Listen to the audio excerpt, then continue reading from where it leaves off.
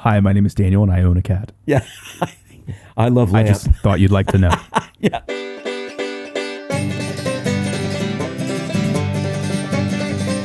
Well, howdy, folks. You're listening to the Daytripper podcast. I am Chet Garner here at the Daytripper World Headquarters, joined by my always frosty Daniel Meese over here. What's up? What's up? The frosted tips are looking strong. It's growing out. It's like it's getting a little Fred Dursty. You've kind of gone past the boy band era. Now I'm getting into like punk rock. Yeah. Chester from Lincoln Park. There you go. Thank you. Sure. You're looking good though. I don't know what I'm doing here. Hey, that's part of it, dude. You know, I was just like, let's go with it. Let's just see what happens. I love it. Right? I think it looks great. So it is May 2025. We got a new content coming at you.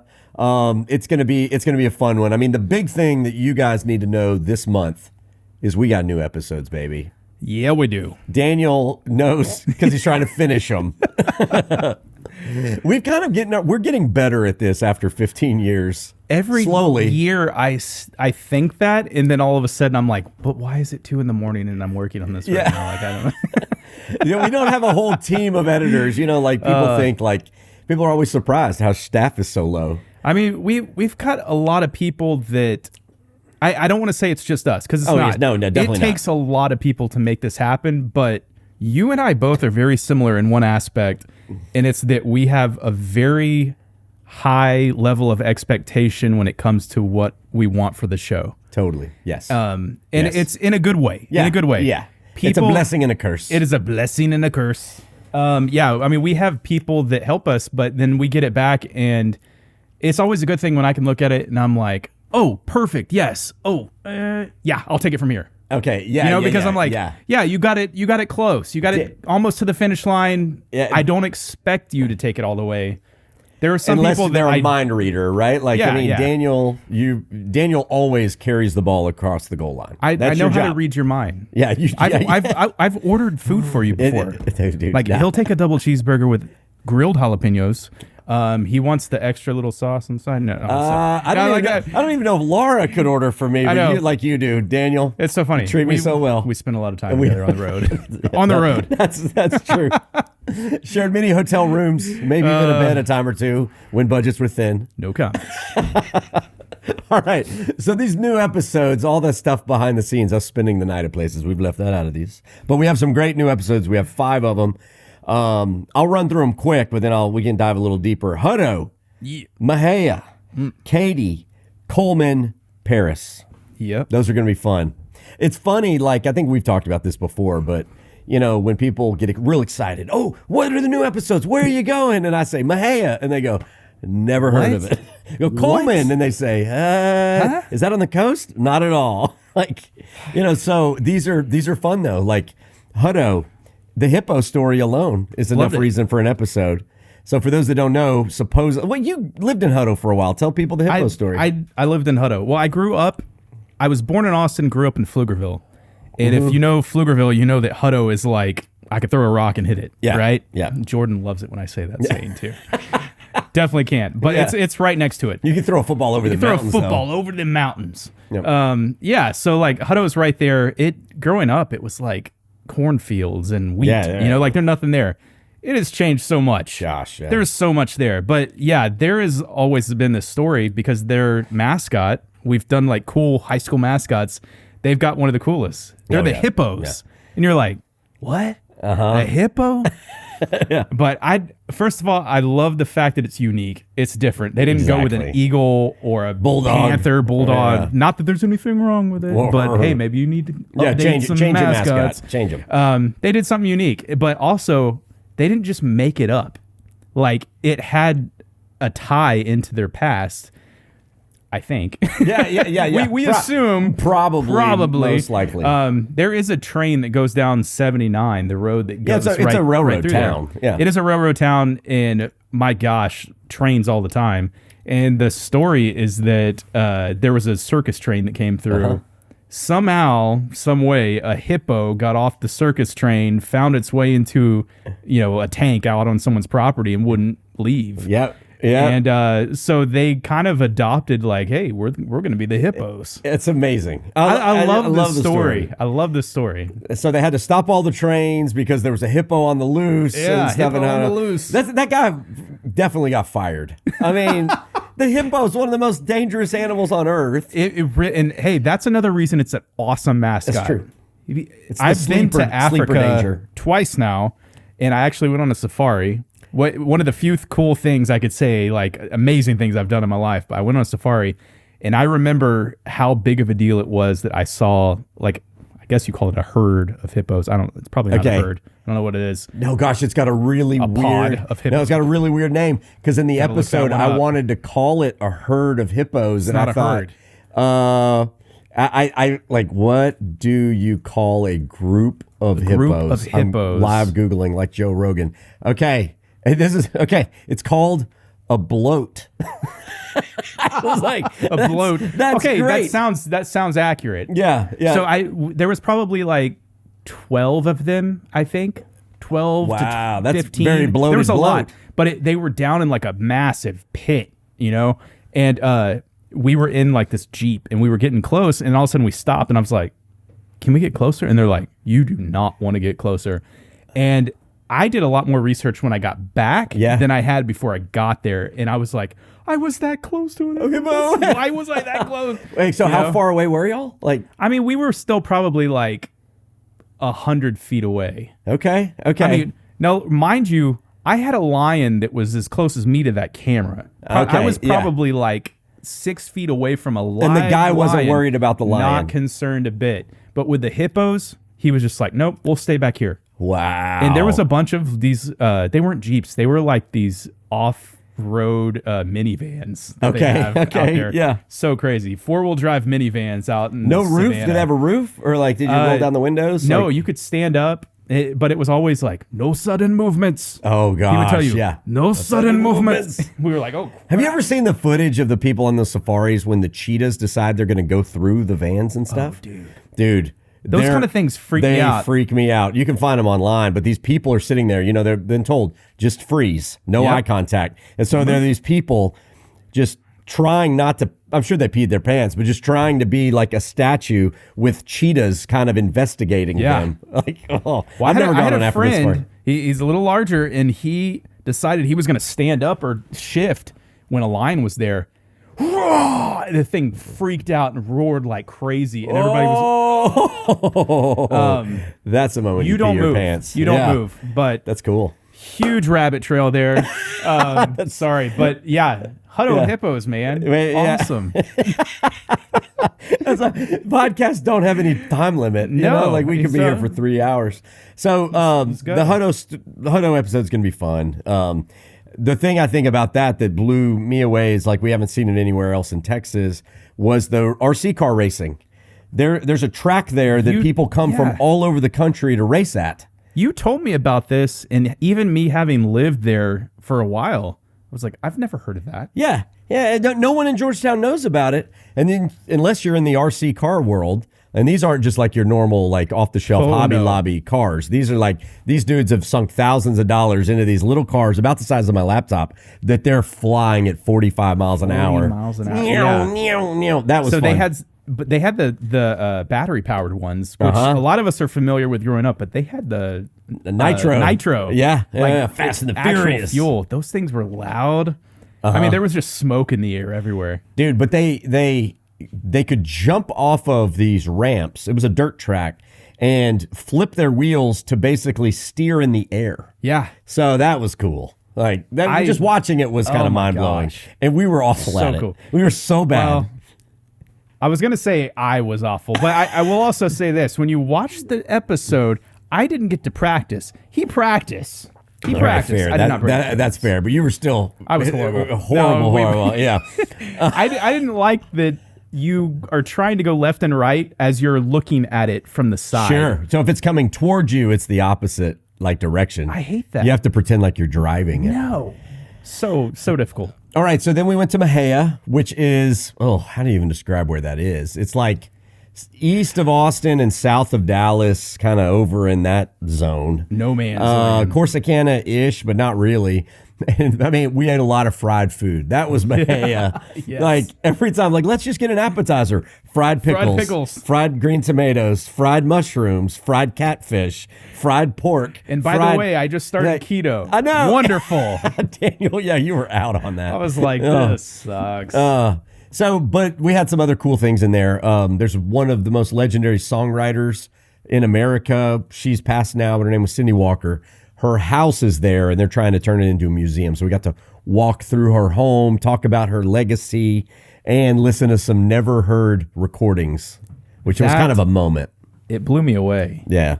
Like, it's funny to think that before this podcast, I hadn't heard of her.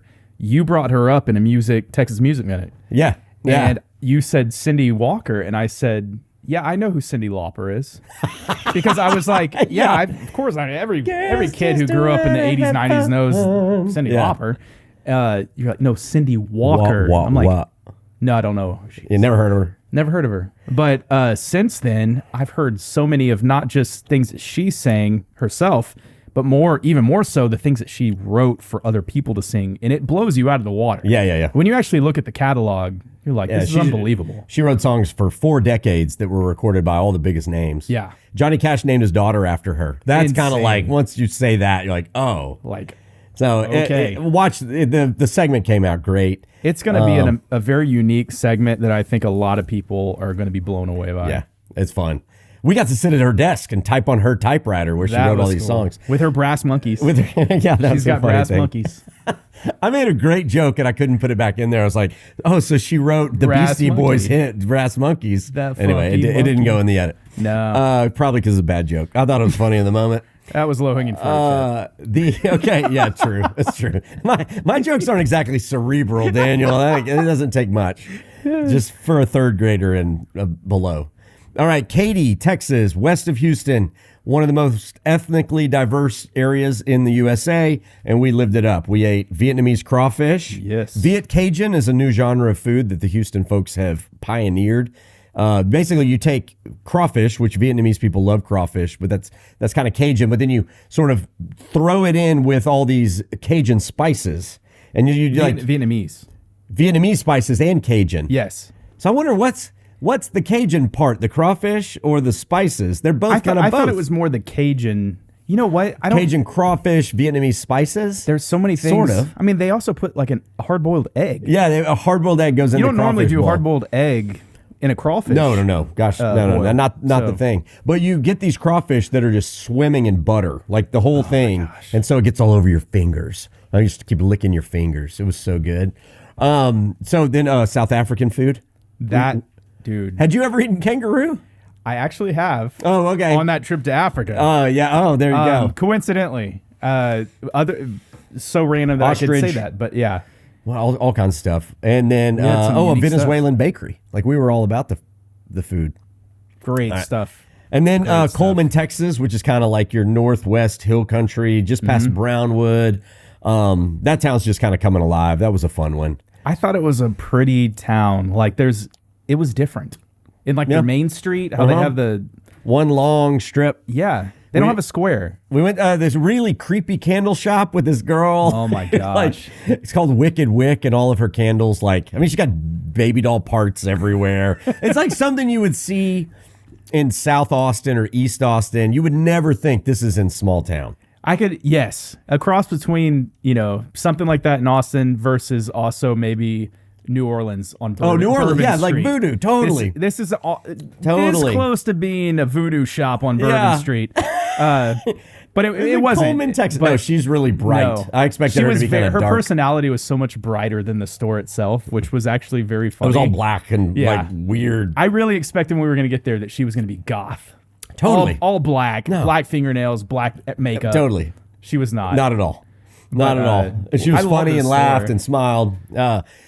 Let's see, what else? I mean, I think the Coleman story of all stories is like, it was this sleepy small town until this one entrepreneur and his wife moved there and just started opening up restaurants and a getaway. And they own 4 or 5 restaurants around and have really started this catalyst for this town, which, their goal is kind of to be a new Fredericksburg. And that's going to take some years to do that. But they're they're like, But I mean, it's getting there. moving. They're doing something. Yeah. The ball's definitely rolling forward. And most people have never heard of it. No. But I told you when I was there, I was like, I could live here.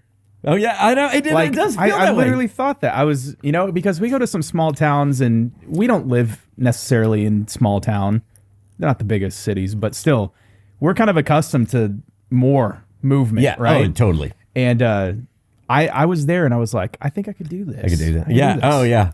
Like it was nice. Kind of slow down, man. Just kind of. And I love that. I did. Hey, I grew up in Pflugerville. Come on. Back when Pflugerville was podunk. 89. All right, then the last one was Paris, which was our viewer's choice. So y'all picked this one. So if it stinks, it's your fault. No, the Eiffel Tower, bakeries, wineries, creperies. I don't know how much you've watched of that show because you haven't gotten there, but it's ridiculous. I threw out every French word I know, which is not that many. So like all 10 of them. Yeah, 10. Yeah. French phrases. fries, I'm walking around. French bread. French Those toast. are French words, right? So it's a fun one though. I have a quick question. Yeah. What do you think when you saw the Eiffel Tower? Oh, the first time? I've seen it before. I've seen it. I've been to Paris. The first time you saw the Eiffel Tower. First time I saw it. Because you've seen them both now. Yeah. This one's a little smaller, just a little bit. And something. just this souvenir version in Texas. Little tiny. It's like, it's a cute attempt at building an Eiffel Tower. Right. I like that about Paris. Like they're kind of leaning into this Parisian theme. No, they did that well. There's a fountain really well. and there's lights and like they're owning it. And like every store has something French related. Yeah, totally. Basically. It's really funny. Yeah. But the Eiffel Tower, not so much to write home about. But like, dude, there's a line of people every time we drove by it taking pictures with it. Lots. So it's Instagram worthy at least. All right. Okay, we got real sidetracked talking about hippos and all kinds of stuff. But this is our top of the podcast sponsor now, Don Hewlett Chevrolet, as we're 15 more minutes into this thing. Okay, so Don Hewlett Chevrolet, y'all know we drive our Don Hewlett Chevy all over Texas, and we go through some tires because we put some mileage on. And so if you're a day tripper, chances are you go through some tires too. And this month they have a buy 3, get 1 for $1 tire special. That's a pretty good deal. I need some tires. And their tires are going to be the same price basically as all the other places. And at Don Hewlett, you get one for free, baby. Need tires? Do you have to have a Chevy? No, gosh, no. They'd sell any tire. Well, then why wouldn't I go there? I don't know, because you're not smart. So anyway, DonHewlett.com. You can learn more about it. If you do need tires, I mean, that's a big deal. Or our new trucks they're giving us are like jacked up with these sweet 35s on and like. I can't believe trucks come with tires this big now. Yeah. Well, no, the ones I've got are aftermarket. On the current truck or the truck. Well, the one you have now. One. But still, I've been one. seeing some. They've got some trucks. The Trail that are Boss just huge. Chevy stock, the Silverado's Trail Boss stock has some great tires on it. Yeah. Now you can always go bigger. You can always go bigger. Always go bigger. Exactly. All right, buy 3, get 1 for $1. That's a pretty good deal. All right. So, Daniel, fill people in. How did April go? Oh my goodness. Well, I got fooled on April 1st so many times by my children. No, you didn't. Did you really? Nah, nothing big, but they, you know how kids are. I know. My kids kept trying. It was super cute. Like Shepard came home. I don't know where he got the idea, but he had stuffed like your big marshmallows, like Jiffy Puff, s'mores marshmallows, and went out to a bush in our yard and put marshmallows. And Dad, the bush started growing marshmallows. He was so pumped about that trick. Like, that is cute. That's cute. Yeah. That's really good. Yeah. That's awesome. Okay, so it basically, like, since March the 17th, I've been working nonstop on episodes. That's true. Saturdays and Sundays minus Easter. Oh, sorry. You got a bad boss, No, Daniel. I know. My boss is a jerk, man. No, it's just been, it's been a busy season. Like, we've had a lot going on because, I'm sure a lot of people know, but some people might not. Like, Daytripper is not the only thing we do. Oh, yeah. We make commercials. We do a lot of videos for different, companies around the state. Yeah. And we've been doing a good job of balancing it all. But man, this year's just been a lot. When the season hits and you got to finish episodes, the deadlines are just unforgiving. They don't move. They don't. So as I'm speaking right now, we've got like basically 2 episodes left before all 5 of these last ones are delivered. Yep. Which will start coming out May. Let's see. We push them out on our YouTube page the Monday after they air on PBS. So you guys will start to see these on May 5th. Yeah. May 5th. Stay tuned. Let me tell you what I like to do. While you're editing? While I'm color editing. correcting? So whenever you're editing, you have to listen to things. But when you're color correcting and grading footage, it's visual only. It's visual only, which it's kind of one of those things you can do without thinking too much. If you know what you're doing, you're just kind of like, I'm just doing it. It's almost like coloring on a paper, right? Yeah. So I like listening to crime podcasts. Oh, you're one of those. Oh my gosh, crime junkies. Did Jordan get this in? No, I feel like the crime podcasts are a little bit of like a female woman thing. I'm very feminine in that way. Then I guess so. I've listened to my share of those. I like to listen. I like history. Yeah. I mean, obviously, we make a TV show that has a lot to do with Texas history. Yeah. But when things hit close to home, it's one of those things too that makes you stop and you're just like, man, I just can't shake this. Oh yeah. And there is something that happened in Georgetown a little over 20 years ago. Oh. And a girl that went missing named Rachel Louise Cook. Yeah. And I grew up not too far away. My best friend lived in Georgetown. And so I was the same age, maybe a couple of years younger than she was when she went missing.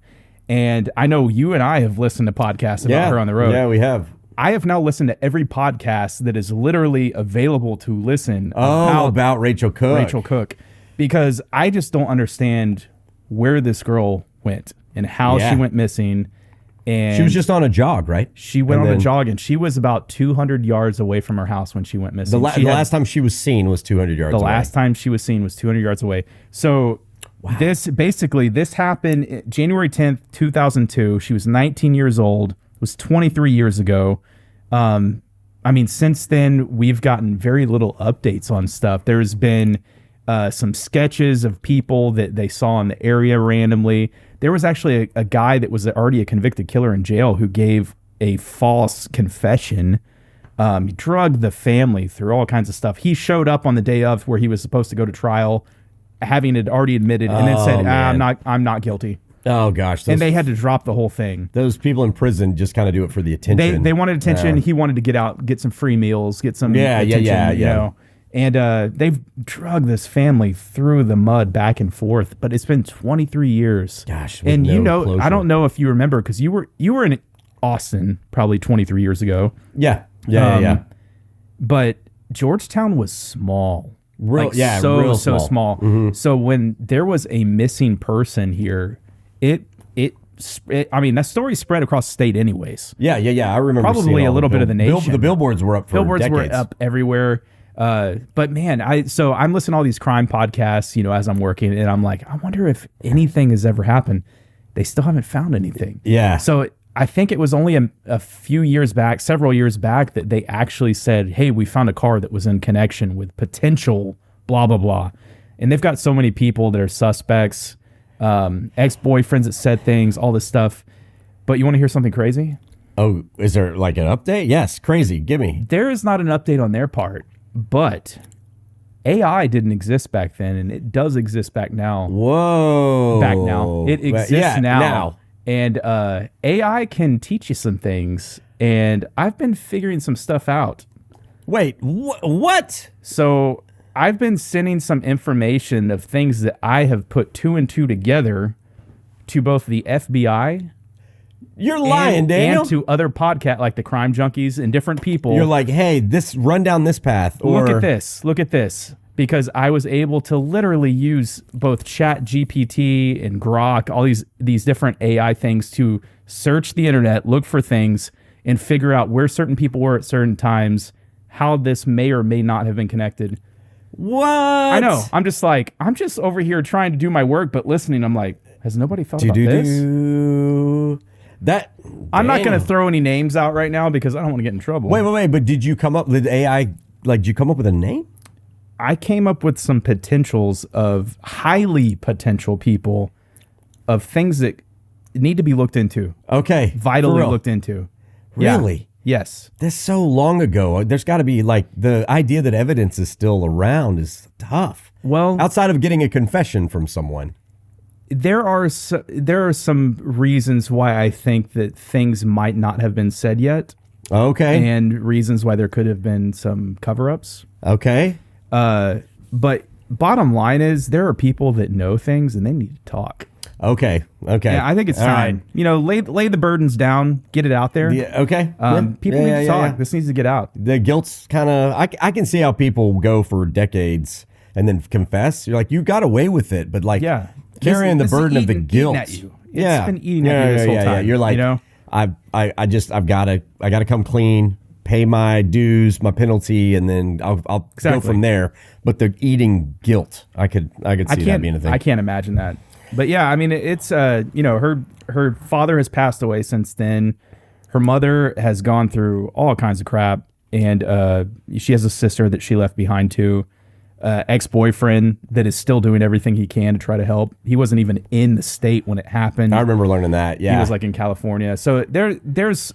I feel like at this point I know so much about this whole case that I could be like. I could do a TED talk on it. So I'm not going to go in depth with this. A single podcast special. Daniel lays out. And that's how the Daytripper became a crime investigation television show. But yeah, if you know anything, you should definitely Google Rachel Louise Cook, and you can see more information about the case. And you could, if you've got any tips. Yeah. There are give them to the authorities. Definitely still places. It is a cold case, but it is not a closed case. Yeah. People need to know. Well, man, Daniel, we're going to have to take another road trip. You can fill me in. I'd say, yeah. All right. I might have to do that. So I went through a period where I was listening to crime podcasts. We've listened to a lot on the road about Rachel and, just bouncing ideas back and forth. And then, I mean, one of the downsides to listening to too many crime podcasts is you start to realize there's serial killers everywhere. They're everywhere. Right? There's some super creepy fact that at some point in your life you've been like within a few feet of a serial killer. Have you heard this before? I think there's a fact where it's like I don't know how often you're near somebody who has killed somebody. Yeah, it is a very disturbing disturbing fact. Very disturbing. And I don't mean like people in war like in Afghanistan. I mean people that have like legit killed somebody. Yeah, like murder. Man, there was the other famous case here in Georgetown. I believe it was the Michael Mann case that DNA exonerated him years later. Like we listened to that. Yeah, but those are a rabbit hole. You got to go way down. Let me change. Let me lighten the mood a little bit. Okay, did you hear? Last month, people on the podcast have heard us talk about the two-step in. Yeah. Before, did you hear about the rebel hero Alan Jackson? Did you hear this story? What's about? Alan Jackson played, right? Yes. This was the funniest moment to me in the whole thing. So Alan Jackson was incredible. Like he was awesome. But he's playing, he's doing his thing, and he's getting around well. He's got one of the reasons he's retiring, he's got kind of a muscular thing. So he does lean against this like human guitar stand while he's playing, but he does a fantastic job.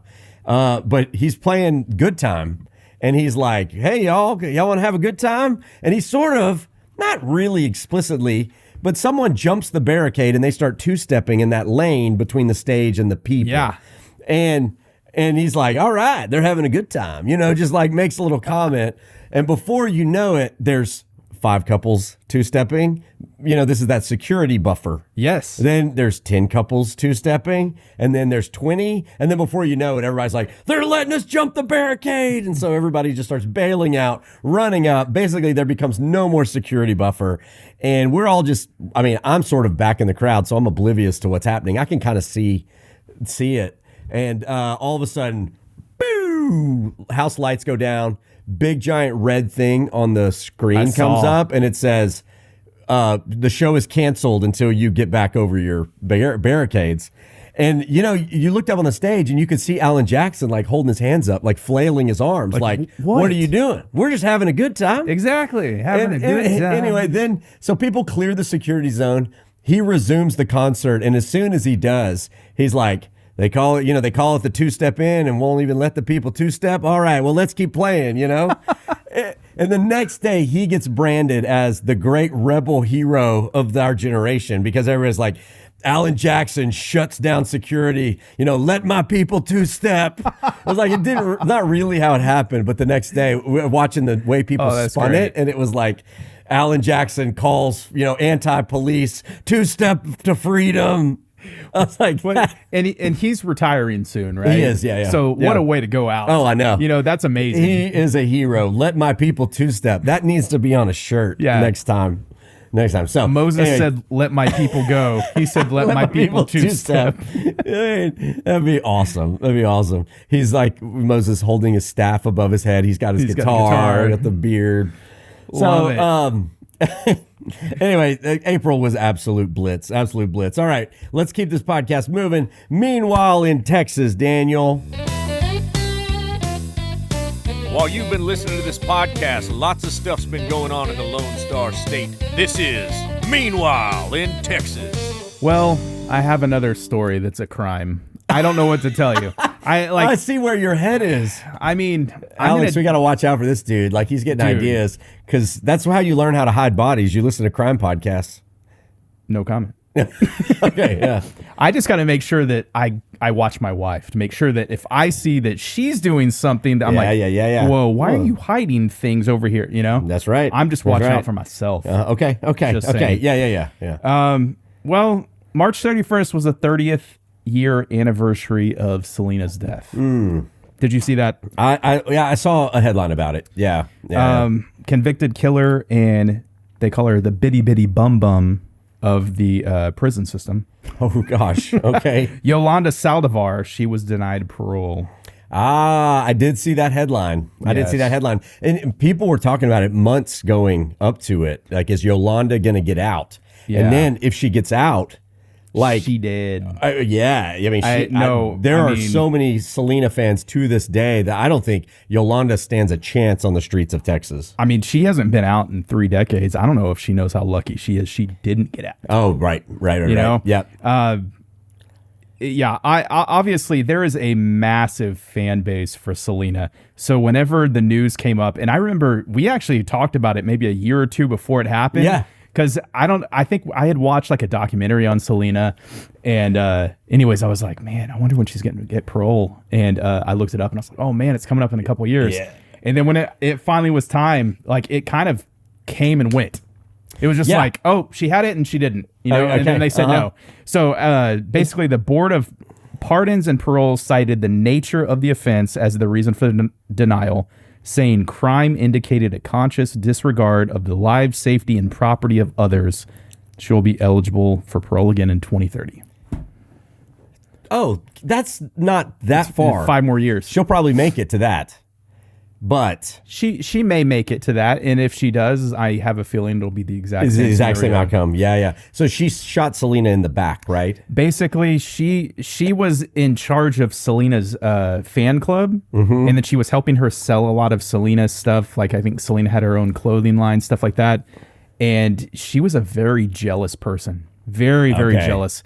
And she also was stealing money, doing all kinds of bad stuff behind the back of the family. Okay. And just was doing them bad. And then, I don't know what came to it, but I mean, you can't exactly get in the mind of a killer and make it make sense. Sure. People that do stuff like that, it's not supposed to make sense. They're not right in their head. Right. Right. She killed her. Yeah. They were in Corpus Christi, and actually my mother-in-law and all of her family are from Corpus. And so I know that's a big deal for people that live in Corpus, but it's a big deal for the Hispanic part of everyone in the country that knew of Selena, big fans. And the crazy thing is, her fan base didn't slowly go down. It grew as she had left us.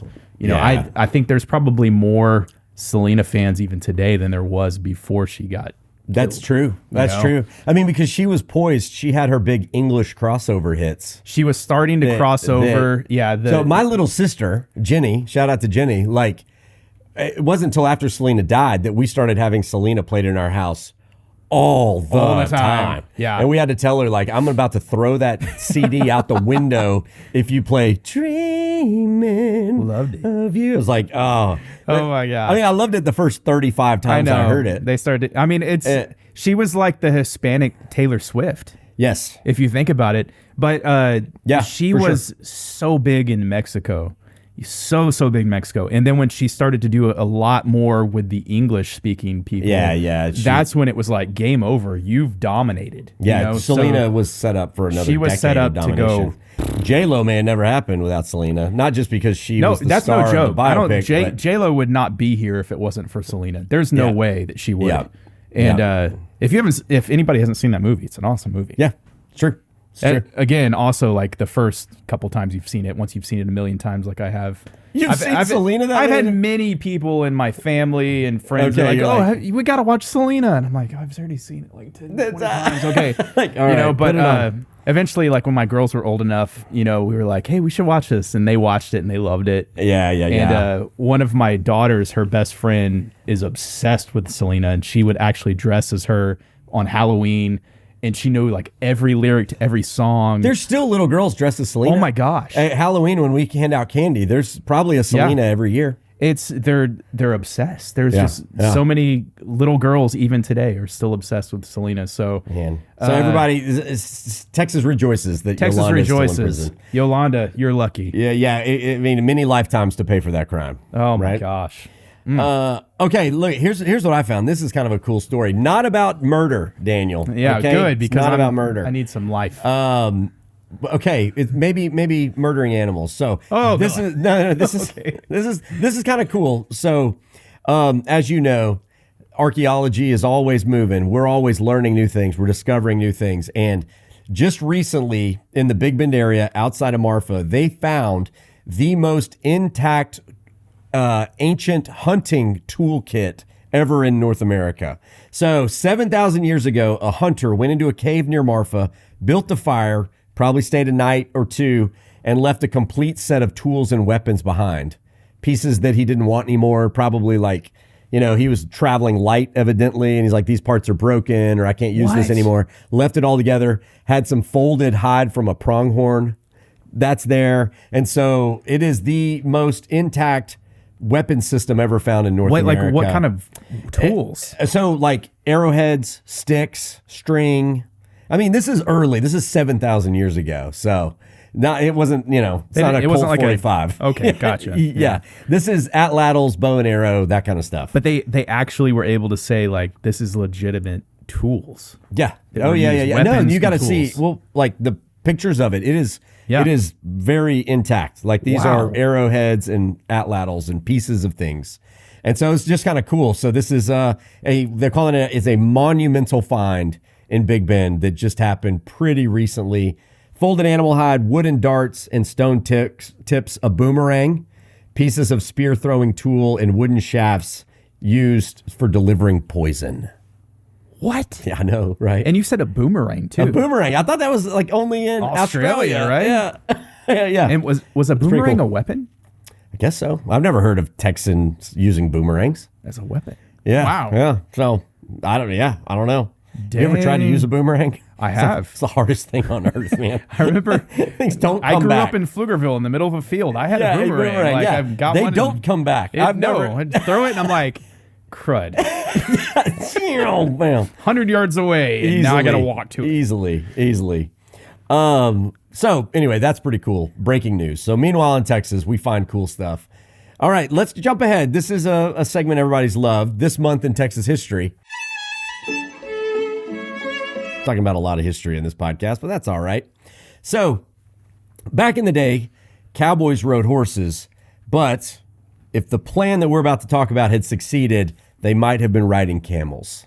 I think I know where you're going with this. So rewind the clock, May of 1856, the U.S. Army is in desperate need of a new way to carry supplies across the Texas frontier. Yeah. Trains aren't here yet. Horses get exhausted. Men get exhausted. The terrain is rough. And they thought, hey, what likes to carry weight and thrives in hot, waterless, inhumane conditions? Camels, baby. There you go. So they went and captured these camels from the Middle East, Arabia, brought them over on boats, and then brought them to Texas. They were based in Camp Verde. And for the next few years, they used them as experiments to see if camels could haul stuff. And it turns out they were incredible at it. So it was a success, but the Civil War hit. Darn. And the South, no one had budget to fund this program. And so they just let these camels go.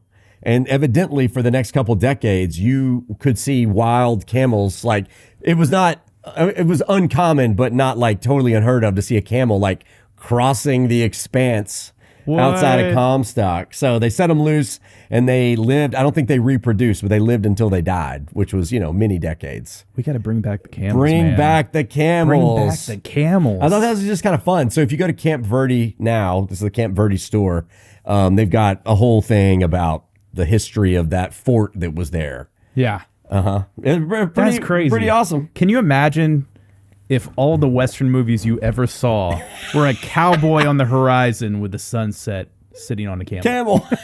That would have been It could have been. Evidently, like the Civil War was one of the main reasons this experiment failed, but also all the soldiers hated them. They spit. They finicky. stink. I've heard stories about camels. They were rugged. They did the job. Have you ever well. ridden a camel? I've never ridden a camel. I've ridden a camel. What were you bringing up Africa again? Well, that wasn't Africa. What was this? This was. It was at the Pflugerville Circus. What Pflugerville? No, it was actually in Austin. They had like a camel. You could ride a camel. There was that used car lot in South Austin that had camels. Do you remember I know what this? Yes. It wasn't that, but yes, I know what you're talking about. They would have camels on their used car lot. Now all their advertising was their camels. advertising was camels. Yeah. Oh yeah. Because he had all his daughters doing commercials. I know exactly what you're talking about. Exactly. No. Anyways, I did ride a camel. It's very strange. A horse, for some reason, feels like, oh, this is a little natural. Like I can get used to it. Yeah. A camel just feels like, oh, this is weird, man. And it's huge. Yeah, I've stood next to you are very high off the ground. A horse, you can see how, like, if I fall, I'm gonna get hurt. Well, no, Christopher Reeve, you're gonna get hurt badly if you fall. You can, but a camel. Yeah. No, I mean, it just seems like if I fall, I'm going to get hurt badly. Yeah. You're what, 8 feet up, like getting dropped from a basketball. At least the camel that I was on, it was tall camel. So anyway, there it is. The more you know this month in Texas history. All right, now next segment, Texas Music Minute. All right, name the most beloved Texas country singer. Willie Nelson. Willie Nelson. Daniel, did I really get it that It's quick? like you're reading my mind. It's like you're reading your mind. So Willie Nelson's son is a great musician in his own right, Lucas Nelson. Yeah. He's had a band called Lucas Nelson and the Promise of the Real for many, many years. Yeah. They're great. I think we might have played their music on here before. Mm-hmm. Well, Lucas has turned a page. He's now gone solo. So the Promise of the Real's not his band anymore. Oh, wow. And he is producing a new album called American Romance. It's produced by Shooter Jennings, Waylon Jennings' son. So it's like the sons of two Texas icons. It's a love story to the country that raised me, diners and highways that carried me through the joy and pain that led to the music you hear now. So he had a really moving post on Instagram talking about how he kind of hit a crossroads in his life. And this is a quote from that post. He said, "The entertainment industry and my legacy painted a very narrow picture of me and who I was supposed to be and what my life actually meant. Because us, and I'm guilty of this as a consumer, we thought he kind of sounds like Willie Nelson. He's got to live like Willie Nelson. Yes. Yeah. What does that mean? Smoke weed, kind of be a rambler, outlaw guy, like doesn't follow the rules, might not pay his taxes. Yeah. And so Lucas, I think, was kind of coming to a moment like, am I what people expect of me, or am I, what I his own person? Am? Yeah. And so he doesn't smoke anymore, doesn't drink anymore. He's gotten super fit. Really? And now he's writing new music. Dude. And I'm like, good, man. That's good. Like, we don't want Willie Nelson 2.0. We want Lucas. We want you. We want however God's made you. And so he's got his first release off this new thing, and it's called Ain't Done. And I think he's going through a little bit of a spiritual thing too, because it mentions God and stuff. But I thought, the album's not even out yet, but here's the first single off of it. Lucas Nelson, Ain't Done. Well, if I ever reach the top, or if I sank to the bottom like a cement block, if everything stays sweet just like it is, or if I'm ever thinking about calling it quits,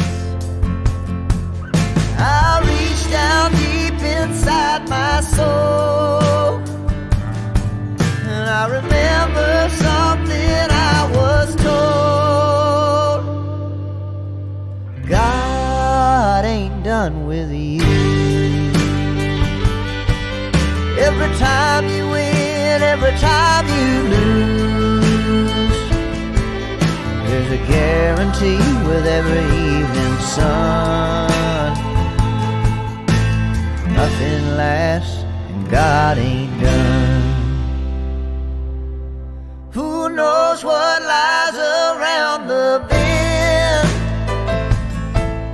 Old enemies I like it. It's good, man. I like it a lot. I like it. He you can't deny he sounds a lot like his dad, but not exactly. No, but the cool thing is, like, that can be your foot into the door of getting into the entertainment industry. Yeah. But you're your own person. Yeah. Know who you are, know your own strengths and weaknesses, and then go for it. Absolutely. You know? Like, he doesn't have to follow in his father's footsteps exactly. Yeah. He's just gifted with the same talents that his father was in certain areas. Exactly. And exactly. I think that's really cool.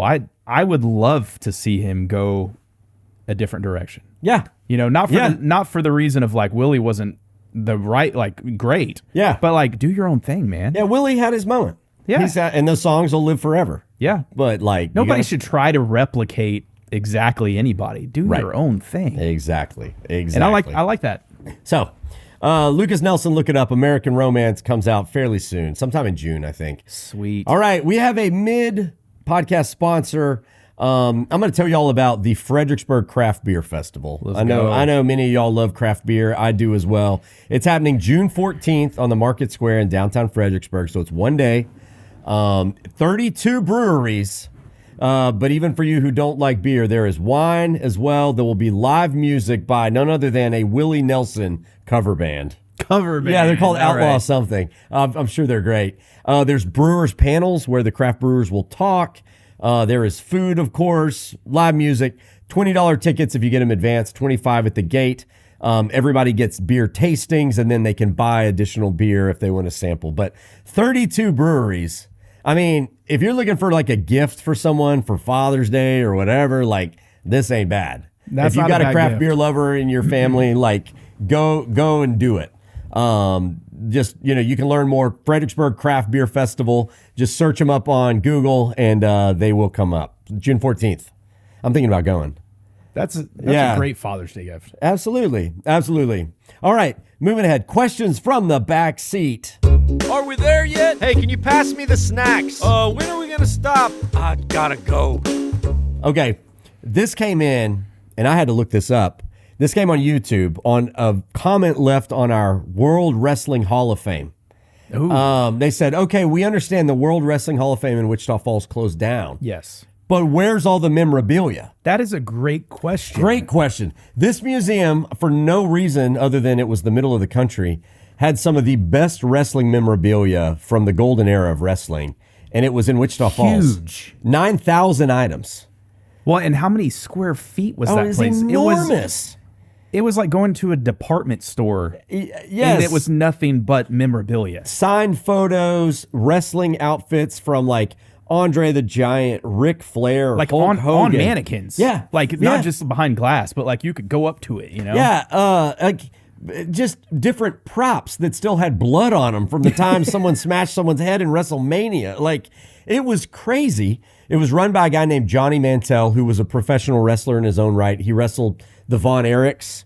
So if you watch that Zac Efron movie, The Iron Claw, it was a sad movie, by the way. Did you see that one? I haven't seen the movie. I know the story. You watch the movie. The movie's but great. I need to see the movie. It's sad, but it's great. He wrestled Andre the Giant, had collected all this memorabilia, Yeah. and he was the director of this thing. He had a wrestling rink from the Civil War that Abe Lincoln had wrestled on. Like, Full size. Look it up. Abe Lincoln was a professional wrestler.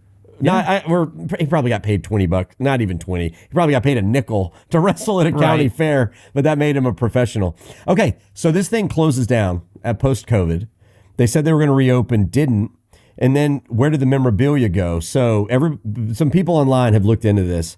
So they were behind on some rent, evidently. Then the place had the right to take it over and like seize it all, but the people who own the building were like, I don't really want this stuff. I don't think that's the right thing to do. So they let someone else who was somehow related to this project come in. They took it all and started returning it to some of the families who it was related to. But most of it is a mystery. We don't know where it is. They gave some to a different Wrestling Hall of Fame, but some of it's kind of in limbo. I would have thought they would have like a big auction or something. I can't believe that place just isn't here. I mean, it was so cool. I'm not the biggest fan of wrestling, but when I went there, it brought back so many memories, dude. And I was just like, this place has to exist. It has to be here in Wichita Falls, Texas, of all spots, which is so random. They were like, we picked, New York would be cool. Los Angeles would be cool. What if we just whoop right in the middle? Oh, Wichita Falls. I'm sure the rent was cheap. It was like in an old bank building, blue bank building. If you want to relive the glory, we have a great clip on YouTube from this trip. We'll link it in the show notes, but you can just type in Daytripper Wrestling Hall of Fame, and it's on there. Yeah. I mean, if it had been an auction, I would have bought some of that stuff, dude, for no reason other than just buy the 2x4 that what's his name? Jim Duggan. Jim Duggan beat someone up with. All right, so this is another question from Jeremy Toon. Where is the best place to see Mexican-American war relics?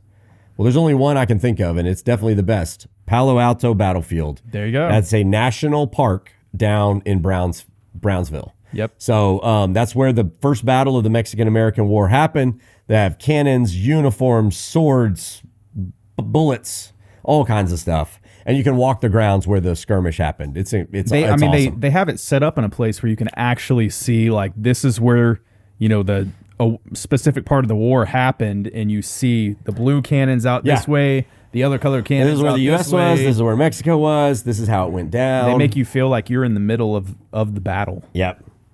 Okay, this comes from Melinda Lee. How many snakes indigenous to Texas are poisonous, and what are the benefits of non-poisonous snakes? Well, I think there's 3. Okay, what are they? Or maybe 4. What are they? So obviously the rattlesnake. Yep. Cottonmouth. Okay.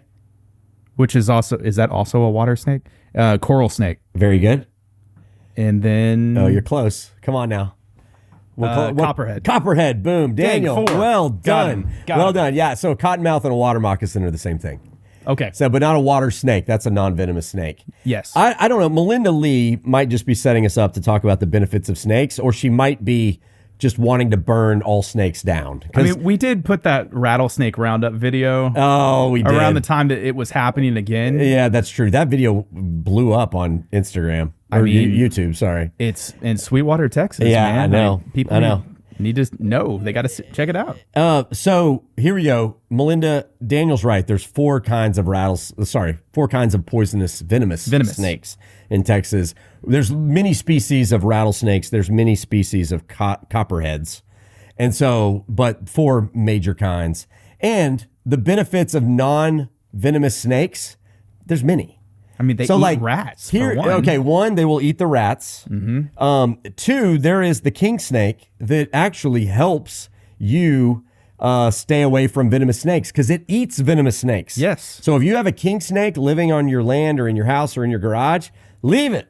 That thing, you're actually safer with that guy in your garage than you are with it dead. Yeah. So I would say there's plenty of reasons, like to learn the venomous snakes, identify them, and you can kill those. I'm fine. If there is a venomous snake next to a place where people are, I got zero problem. Getting rid of that snake. However you want to do it.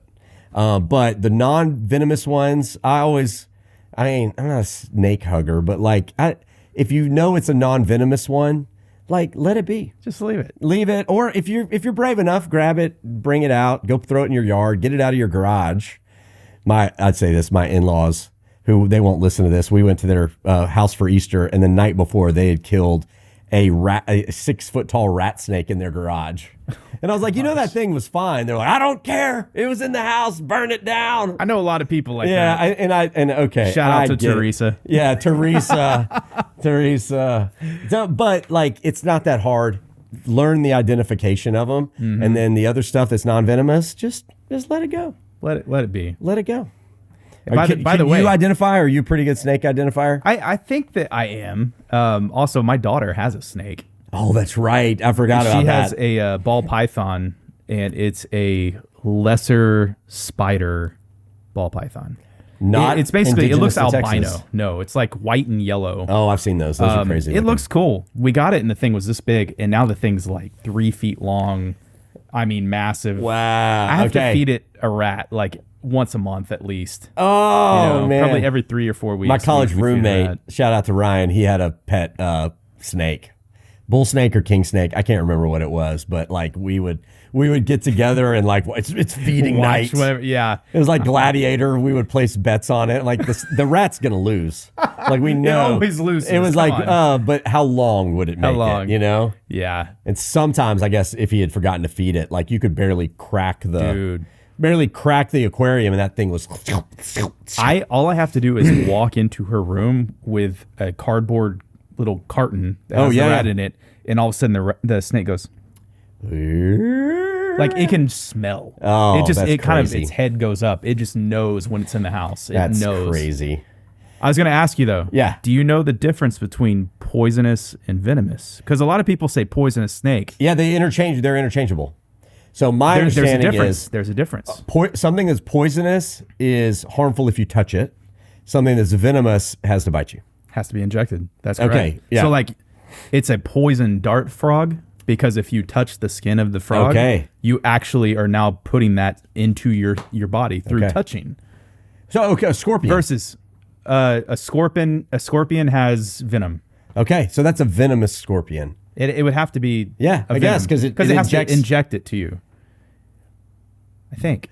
Yeah, no, I think you're right. Because, okay, think about this. Even a rattlesnake, if you touch the venom of a rattlesnake, it's not going to do anything to you. Yeah, that's right. It has to get into your bloodstream. Injected It has to into be your injected. bloodstream.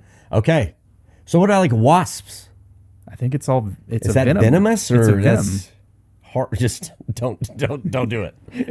Yeah, I guess that's venom. Someone can write in and correct us on that, but Maybe like so. But either way, it is true, though, that venom has to be injected, poison by go contact. through the So contact. poison ivy.